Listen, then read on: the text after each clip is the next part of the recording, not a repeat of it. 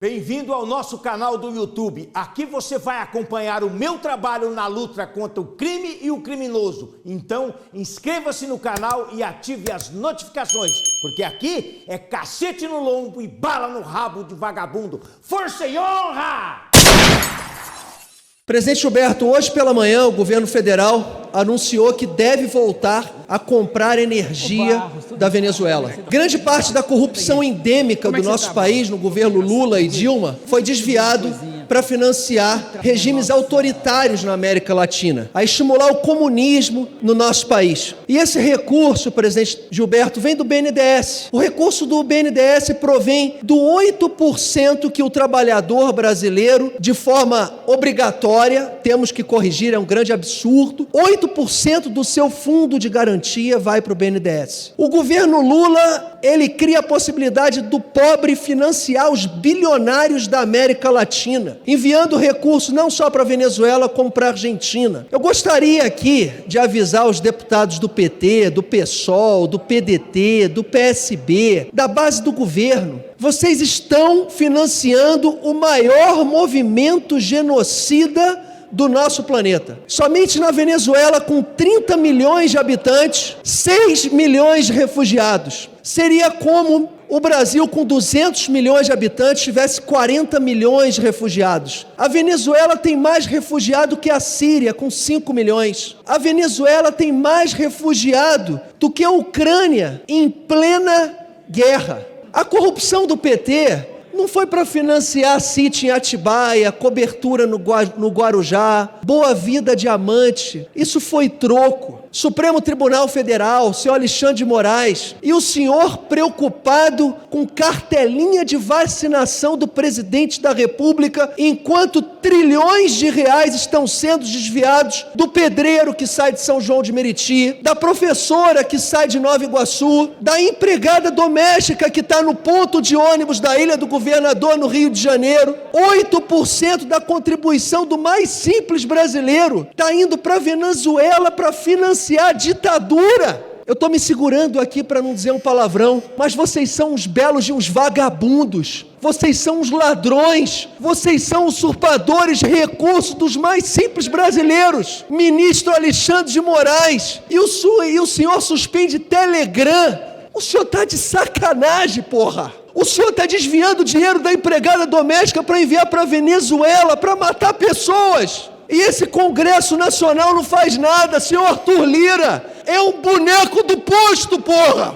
Esse Congresso Nacional está calado. 81 senadores e 513 deputados feitos de palhaço. Obrigado, presidente Gilberto. Eu mencionei a cidade do Rio de Janeiro e a leniência, do prefeito em combater o crime. Mas há pouco eu ouvi um deputado do PT, quando subiu à tribuna, muito preocupado com a Palestina, com os 2,5 milhões de palestinos. Mas nos últimos anos, nas últimas décadas, eu não vi nenhum deputado de esquerda aqui preocupado com 6 milhões de refugiados da Venezuela. A Venezuela tem 28 milhões de habitantes, 6 milhões de refugiados. Quer dizer que 25% da população da Venezuela saiu da Venezuela com medo, com fome, vítima de um regime ditatorial do governo venezuelano, começando com Chávez, passando por Maduro. Seria como 50 milhões de brasileiros deixassem o país. Nós temos 200 milhões de habitantes, 25% da população. Presidente Gilberto, eu estive na Venezuela em 91, com 13 anos de idade, no estado de Táchira, na cidade de São Cristóbal, disputando o Sul-Americano de natação, ali fronteira com a Colômbia. A Venezuela era um país lindo. Em 32 anos, a Venezuela se transformou. Se você for a Caracas hoje, o aeroporto fica no nível do mar, a gente sobe a serra. Caracas está devastada. A gente tem uma cidade na Venezuela chamada San Felipe, que até o ano de 98, que foi o último ano que eu estive na Venezuela, a cidade era linda, a cidade está devastada. Essa semana a gente teve uma notícia que o Nicolás Maduro está tomando na mão grande metade do território da Guiana. Ontem o presidente da Guiana encaminhou à ONU praticamente um pedido de socorro. A Venezuela é um país sem limites e validado pelo governo brasileiro. Quando recebe o Nicolás Maduro aqui em Brasília, com pompas de chefe de Estado, você está validando um ditador. Hoje o estado de Roraima, ninguém fala mais do projeto Acolhida do presidente Bolsonaro, que começou durante ali o governo Temer, onde o Brasil recebeu milhares de venezuelanos. Hoje, o atual desgoverno não fala na Operação Acolhida, porque se demonstrar os números de refugiados que saem todo dia da Venezuela, você vai estar referendando um regime ditatorial. O governo brasileiro não se posiciona. O governo brasileiro quer interferir na Ucrânia, na Rússia. Não tem ligação nenhuma. A Rússia e a Ucrânia não dependem do Brasil. O Brasil está muito distante. O Brasil se posiciona em relação ao Hamas de uma forma vergonhosa. Também muito distante, não vai interferir em nada. Agora quando o atual presidente do Brasil, o presidente Lula, que é um bunda mole, a gente não tem um chefe de Estado. A gente não tem pessoas firmes governando o Brasil. A gente tem pessoas que daqui a pouco a Venezuela vai estar entrando no Amazonas, que faz fronteira com a Venezuela, vai estar entrando ali em Roraima. Daqui a pouco a Venezuela está anexando parte do território brasileiro. A gente não tem um líder no nosso Brasil. A gente tem um conversinha mole, que vai levar na cervejinha, que tem ali um bom papo de persuasão, que gosta de iludir as pessoas. A Guiana já está sendo entregue. O governo venezuelano já está mapeando a parte marítima para a extração de petróleo. Depois que anunciou petróleo em 2015, a Venezuela voltou os olhos para a Guiana. Venezuela já secou todas as oportunidades de você ter recurso para cuidar do seu próprio povo, e agora está invadindo a Guiana, e o silêncio do governo brasileiro é vergonhoso. A América do Sul pede que a gente tenha um chefe de Estado no país com responsabilidade. O presidente Lula e a primeira-dama, eles parecem blogueiros viajando o mundo. A Amazônia pegando fogo, Maceió afundando, criminalidade no Rio de Janeiro, tráfico de drogas explodindo. A gente não tem uma força nacional no Rio de Janeiro. Os coitados soldados estão morrendo porque não conhecem o Rio de Janeiro. O Rio de Janeiro entregue, servindo como se fosse um Haiti. O Rio de Janeiro é o novo Haiti do Brasil. É um local que financia crime organizado, é receptor de drogas através da Baía de Guanabara e do Oceano Atlântico. Então, a gente tem um governo que é de brincadeira. A gente tem 203 bilhões de déficit orçamentário hoje nas contas públicas. As prefeituras, pobre dos prefeitos que vencerem as eleições de 2024. Pobre dos prefeitos. O que pode parecer uma vitória vai ser uma derrota. Pires na mão, não vai ter recurso em 2025, a criminalidade vai aumentar. Ou a gente escolhe um presidente sério, com pulso firme, porque todos os problemas que a gente consegue resolver, mas o presidente sempre fica atrelado em agradar todo mundo. Quem agrada todo mundo vai fracassar. Ou você tem pulso firme, e a Venezuela é um grande exemplo disso. O Brasil não tem um líder firme. O Brasil tem um cara frouxo no comando. Muito obrigado, presidente Gilberto. Entre os pensamentos diferentes, histórias diferentes, somos 513 deputados federais, 81 senadores, que viemos de um cantinho diferente do Brasil, que passamos aqui dias discutindo um projeto de lei que passa pela comissão, a gente briga. E aí, quando a gente tem um projeto votado nessa casa, o ministro da Justiça, ele dá a seguinte declaração: a gente vai fazer da nossa maneira. Se o PL da censura 2630 não for pautado ou não for votado da maneira que a gente quer, a gente, junto com o Supremo, a gente vai passar por cima e a gente vai fazer. Isso é autoritarismo puro. Isso é um ministro, Flávio Dino, que eu não canso de bater. É o governador que entregou o estado do Maranhão depois de 8 anos de governo com o pior IDH do Brasil. É um ministro supremo, como o senhor Alexandre de Moraes, indicado por um presidente que não teve voto, ele sequer teve um voto, e por uma decisão monocrática, ele passa por cima de todo o Congresso Nacional. Pior do que você ter um ministro comunista, pior do que você ter ministros, o seu Gilmar Mendes ontem, no programa Roda Viva da TV Cultura, o germe do fascismo nasce em Curitiba. É xenofobia do bem essa declaração? São pessoas que não têm equilíbrio moral. No esporte, a gente costuma dizer o seguinte: o mais talentoso, ele nem sempre vence, porque existem uma soma de características que a pessoa tem que ter para ela ter sucesso. Os ministros do Supremo Tribunal Federal, eles não têm equilíbrio emocional, inteligência emocional, amor no coração para lidar com decisões importantes que vão influenciar milhões de pessoas.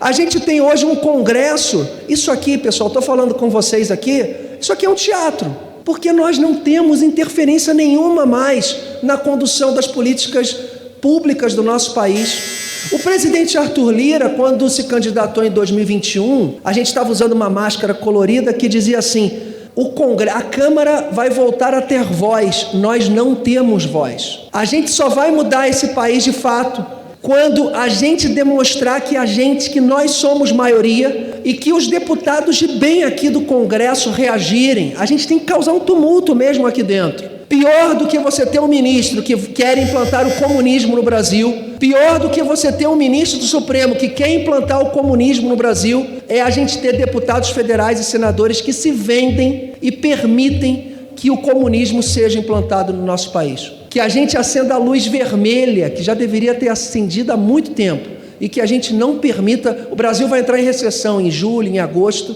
e aí esse Congresso vai ser chamado novamente. Uma vergonha, Supremo Tribunal Federal. Vocês são uma vergonha, e o ministro Flávio Dino é uma vergonha para o nosso país. Eu, como cidadão brasileiro, eu vi um vídeo ontem no Instagram de um brasileiro puxando a orelha de cada deputado e cada senador aqui. A voz dos brasileiros, ela se faz presente aqui no Congresso Nacional e não no Supremo Tribunal Federal. Muito obrigado, presidente Gilberto. Eu gostaria de lembrar, quando Charles de Gaulle, ex-presidente francês, esteve nos anos 60 aqui no Brasil, ele disse uma frase: o Brasil não é sério.